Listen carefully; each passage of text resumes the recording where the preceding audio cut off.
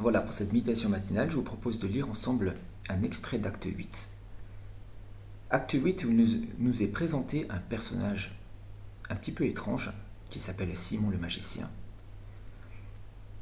Et en fait, je pense que ce texte est important pour nous prévenir de ne pas avoir la même lecture que lui des choses qui se passent dans le domaine de Dieu. Alors on pourrait se dire c'est un magicien, un ancien magicien, ça ne nous concerne pas. Mais je pense que ça nous concerne vraiment de très près. Donc, quelques mots sur le contexte. Il y a eu une persécution à Jérusalem sur la jeune église. Beaucoup ont été dispersés et Philippe l'évangéliste débarque en Samarie. Il prêche l'évangile. Il y a des miracles. Il y a vraiment une manifestation de la puissance de Dieu extraordinaire. Des démons qui sont chassés, etc. Les gens sont convaincus. Tant hommes que femmes se font baptiser.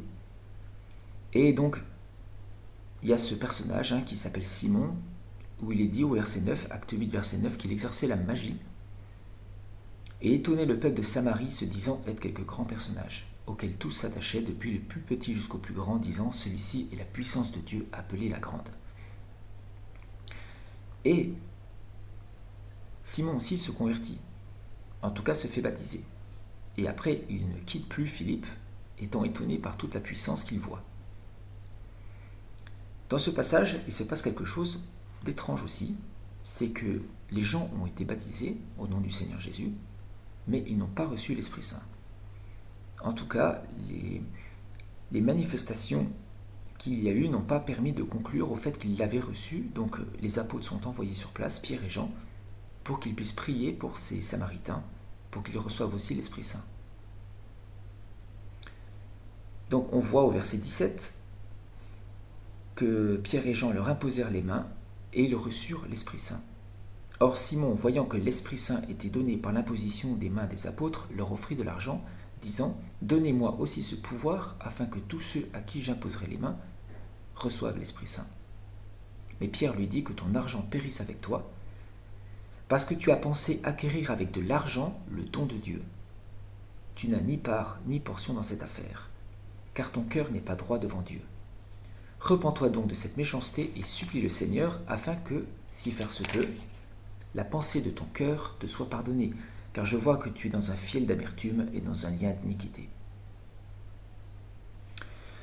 Que dire sur ce passage? Alors déjà, on voit que Dieu agit d'une certaine manière à un moment donné dans l'histoire. Il n'a pas agi toujours de cette manière-là. Par exemple, Corneille, le premier païen avec les siens, ceux qui étaient avec lui, ont reçu l'Esprit Saint au moment où Pierre parlait. Il n'est pas dit qu'il y a eu une imposition des mains. C'est un don de Dieu, comme dit Pierre. Le Saint-Esprit est un don de Dieu. Le cadeau, Dieu le donne comme il veut, au moment où il le veut. Il se fait qu'à ce moment-là, avec les Samaritains, ça se passe d'une manière particulière, puisque c'est au moment de ce geste, qui est un geste d'identification, c'est-à-dire que imposer les mains à quelqu'un, c'est proclamer mon unité, c'est s'identifier à celui à qui j'impose les mains, exactement comme dans l'Ancienne Alliance, on imposait les mains à la bête qui recevait les péchés et me représentait finalement. C'est pas un geste anodin, c'est un geste symbolique très fort. Et à ce moment-là, l'Esprit Saint est donné dans ce geste. Ça ne veut pas dire que Dieu fera toujours comme ça. Et on pourrait tirer déjà une doctrine d'un événement qui a lieu d'une certaine manière en disant voilà, il faut que les choses se passent comme ça. Et ça serait déjà une erreur. Il n'y a pas de nécessité d'imposition des mains pour que l'Esprit Saint soit donné. Mais il s'avère qu'à ce moment-là, ça se passe comme ça. Pourquoi? Alors, en comprenant le contexte, en comprenant qu'entre Samaritains et Juifs, il y a quand même une hostilité ancienne et très profonde, liée à des convictions religieuses différentes, on peut imaginer facilement que Dieu ne voulait pas que cette division perdure dans le corps de Christ. Et donc c'est au moment où les Juifs s'identifient vraiment aux Samaritains par ce geste que Dieu donne l'Esprit Saint, comme s'il voulait marquer dans l'inconscient des Samaritains que le salut venait vraiment des Juifs, pour pas que dans le corps de Christ il y ait de la division, de l'amertume qui subsiste. Si les Samaritains avaient reçu l'Esprit Saint sans que ça passe par les Juifs, peut-être qu'ils auraient continué à se regarder en bis-bis et que cette fracture aurait perduré dans l'Église. Donc on comprend qu'il y a tout un sens à que cette chose se passe de cette manière-là. Mais le regard de Simon le magicien est intéressant. Lui, il ne voit pas une action de Dieu, il voit un pouvoir. Il pense que c'est le geste qui fait la puissance. Et ça, on sait que les magiciens raisonnent comme ça. C'est manipuler les choses spirituelles par des gestes, par des rites. Avoir une sorte de pouvoir sur le monde spirituel en ayant un rite ou une manière de faire qui puisse aboutir à la chose. Donc, ça nous ramène aussi à des doctrines chrétiennes qui pourraient prétendre qu'on peut manipuler Dieu, qu'on peut finalement, en faisant les choses d'une certaine manière, provoquer une action de Dieu. Et il y a vraiment ces deux mots en fait. Pierre dit c'est un don de Dieu. Et Simon le magicien, il voit un pouvoir, il voit quelque chose qui va le faire grandir encore plus aux yeux des autres. Donc c'est très important de ne pas tomber dans cette erreur.